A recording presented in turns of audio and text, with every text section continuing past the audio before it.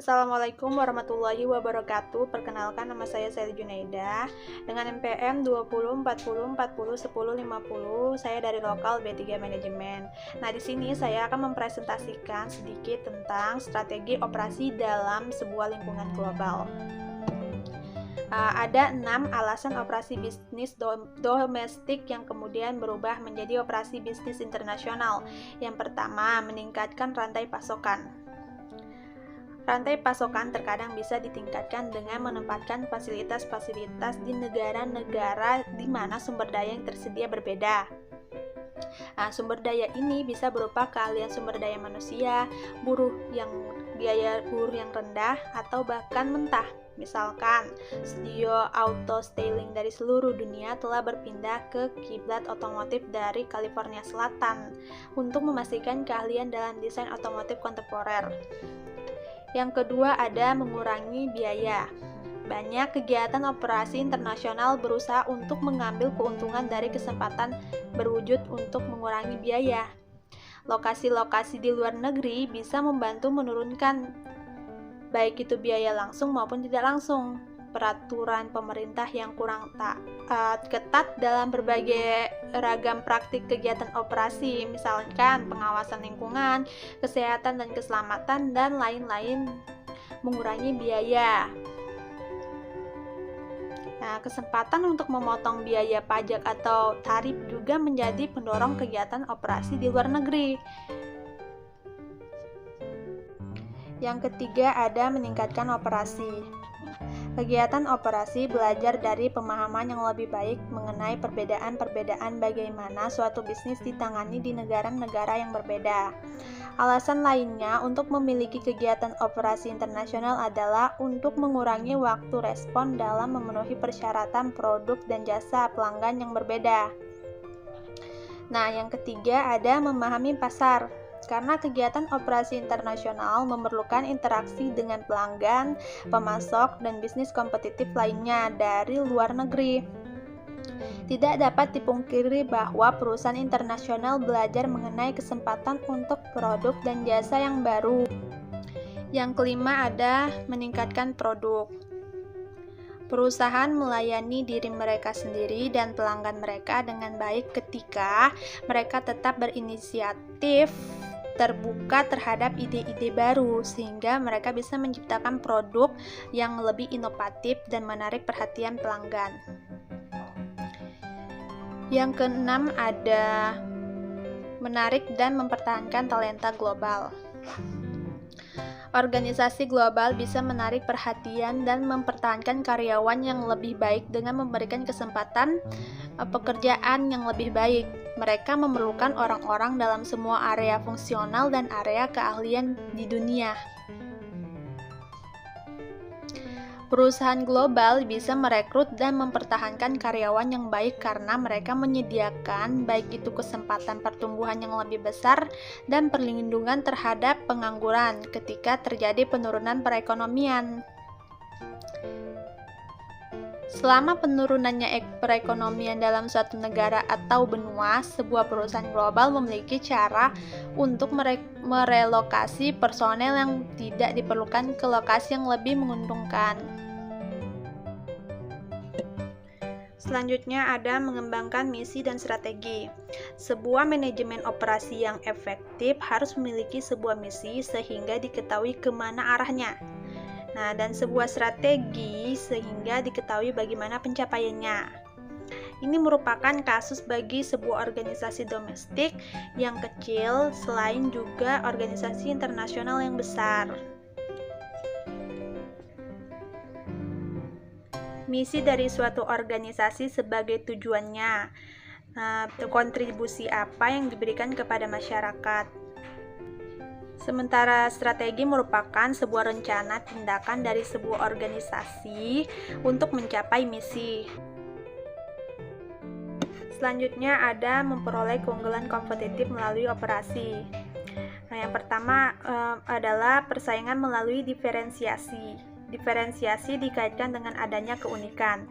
Sebuah kesempatan yang dimiliki perusahaan untuk menciptakan keunikan tidak berada pada sebuah fungsi atau aktivitas tertentu, tetapi bisa muncul pada hampir semua yang dilakukan oleh perusahaan. Selain itu, karena kebanyakan produk menyertakan beberapa bentuk jasa dan kebanyakan jasa juga menyertakan beberapa produk, kesempatan untuk menciptakan keunikan ini terbatas hanya pada imajinasi. Bahkan diferensiasi harus dianggap sebagai hal di luar karakteristik fisik dan atribut jasa untuk mencakup segala hal tentang produk dan jasa yang mempengaruhi nilai yang diperoleh oleh pelanggan. Yang kedua ada persaingan melalui biaya. Kepemimpinan dalam biaya rendah memiliki arti mencapai nilai yang maksimum seperti yang telah didefinisikan oleh pelanggan Anda. Hal itu memerlukan pemeriksaan masing-masing 10 keputusan OM dalam sebuah usaha yang tidak henti untuk mengurangi biaya sementara memenuhi harapan pelanggan akan nilai.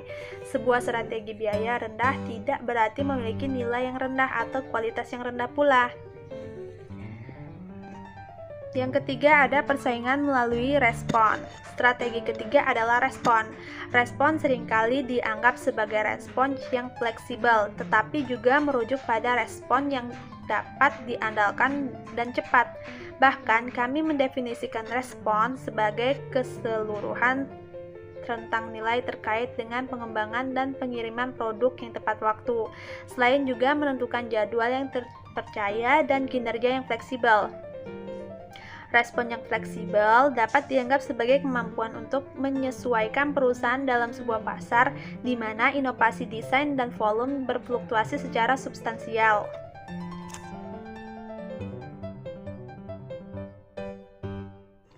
Selanjutnya, pengembangan dan penerapan strategi. Ada faktor keberhasilan utama dan kompetensi inti. Faktor keberhasilan yang utama merupakan aktivitas yang diperlukan oleh sebuah perusahaan untuk mencapai tujuannya. Faktor keberhasilan utama bisa jadi sangat signifikan sehingga sebuah perusahaan harus mendapatkannya agar dapat bertahan. Kompetensi inti merupakan serangkaian kemampuan yang berbeda, talenta, dan kapabilitas yang dimiliki perusahaan dengan standar kelas dunia. Yang kedua ada mengintegrasikan OM dengan aktivitas lainnya. Semakin baik aktivitas terintegrasi dan memperkuat satu sama lain, semakin dapat dipertahankan keunggulan kompetitifnya. Dengan memfokuskan pada peningkatan kompetisi inti dari KSFS-nya dengan sebuah serangkaian aktivitas pendukung, perusahaan seperti Southwest Airlines telah membangun strategi yang berhasil. Yang ketiga ada pembangunan dan penentuan staf organisasi. Langkah selanjutnya adalah untuk mengelompokkan aktivitas-aktivitas yang diperlukan ke dalam sebuah struktur organisasi. Kemudian, manajer harus menentukan staf organisasi dengan personel yang akan bisa menyelesaikan pekerjaan. Manajer yang bekerja dengan manajer yang lebih rendah untuk membangun rencana, anggaran, dan program yang dengan berhasil menerapkan strategi-strategi yang mencapai misi. Yang keempat ada menerapkan 10 keputusan strategi OM. Yang pertama ada pemilihan dan desain produk, yang kedua ada kualitas, yang ketiga ada proses, keempat ada lokasi, kelima ada tata ruang, keenam ada sumber daya manusia, ketujuh ada rantai pasokan, kedelapan ada persediaan, kesembilan ada penentuan jadwal, dan kesepuluh ada pemeliharaan. Ada perencanaan strategi, kompetensi inti, dan pengalih-dayaan. Ada teori keunggulan komparatif. Motivasi bagi pengalih-dayaan internasional berasal dari teori keunggulan komparatif. Teori ini berfokus pada konsep ekonomi dari keunggulan relatif. Menurut teori, jika sebuah penyediaan eksternal terlepas dari lokasi geografis bisa melakukan aktivitas-aktivitas lebih produktif dibandingkan perusahaan pembelian. Kemudian, penyedia eksternal harus melakukan pekerjaan. Hal ini memungkinkan perusahaan pembelian untuk berfokus pada apa yang bisa dilakukan dengan baik. Selanjutnya ada risiko dari pengalidayaan. Manajemen risiko diawali dengan sebuah analisis realistis dari ketidakpastian dan hasil dalam sebuah strategi yang meminimalisasi dampak dari ketidakpastian ini. Bahkan pengalidayaan itu beresiko di mana hampir setengah dari semua perjanjian pengalidayaan gagal karena perencanaan dan analisis yang tidak cukup, pengiriman tepat waktu, dan standar kualitas bisa menjadi permasalahan utama, seperti halnya meremehkan peningkatan dalam biaya, persediaan, dan logistik. Selanjutnya ada menilai penyedia alih daya. Riset mengindikasikan bahwa alasan yang paling umum dari kegagalan perjanjian pengalidayaan adalah bahwa keputusan dibuat tanpa adanya analisis yang cukup. Metode faktor penilaian memberikan sebuah cara yang objektif dalam mengevaluasi penyedia jasa alih daya. Selanjutnya adalah pilihan-pilihan strategi operasi global. Yang pertama ada strategi internasional, menggunakan ekspor dan lisensi untuk memenetrasi arena global. Strategi ini merupakan strategi yang paling kurang menguntungkan dengan kemampuan reaksi lokal yang kecil dan keuntungan biaya yang kecil pula. Akan tetapi, sebuah strategi internasional seringkali merupakan strategi yang paling mudah karena ekspor hanya memerlukan sedikit perubahan dalam operasi yang sudah ada, dan perjanjian mengenai lisensi seringkali memberikan banyak risiko kepada pemberi lisensi. Yang kedua ada strategi multidomestik. Telah mendesentralisasi kewenangan dengan otonomi yang substansial pada masing-masing bisnis. Hal ini biasanya anak perusahaan, waralaba, atau venture bersama atau joint venture dengan independensi yang substansial. Keuntungan dari strategi ini adalah memaksimalkan sebuah profit kompetitif bagi pasar lokal. Namun, strategi ini memiliki sedikit atau tidak ada sama sekali keuntungan biaya. Banyak produsen makanan seperti Heinz menggunakan sebuah strategi multidomestik untuk mengakomodasi selera lokal karena integrasi global dari proses produksi tidak penting. Yang ketiga ada strategi global, memiliki sebuah tingkat sentralisasi yang tinggi dengan kantor pusat yang mengkoordinasikan organisasi untuk mencapai standarisasi dan pembelajaran di antara pabrik. Dengan demikian menghasilkan skala ekonomi. Strategi ini sesuai ketika fokus strateginya adalah pengurangan biaya, tetapi kurang direkomendasikan ketika permintaan untuk reaksi lokalnya tinggi. Yang keempat ada strategi transnasional, menelusuri ekonomi skala dan pembelajaran, selain juga tekanan untuk kemampuan dalam respons dengan mengenali bahwa kompetensi utama tidak hanya berada pada negara, tetapi juga bisa berada dimanapun dalam organisasi. Transnasional menjelaskan sebuah kondisi di mana bahan material, orang, dan ide melewati atau transgres batasan nasional.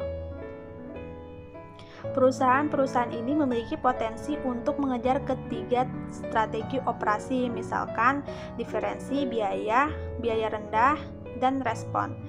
Perusahaan-perusahaan tersebut bisa dianggap sebagai perusahaan dunia, di mana identitas negaranya menjadi tidak penting karena jaringan operasi dunia yang saling bergantungan. Cukup sekian yang dapat saya sampaikan mengenai materi strategi operasi dalam sebuah lingkungan global. Apabila ada kesalahan kata maupun pengucapan, saya mohon maaf sebesar-besarnya. Wassalamualaikum warahmatullahi wabarakatuh.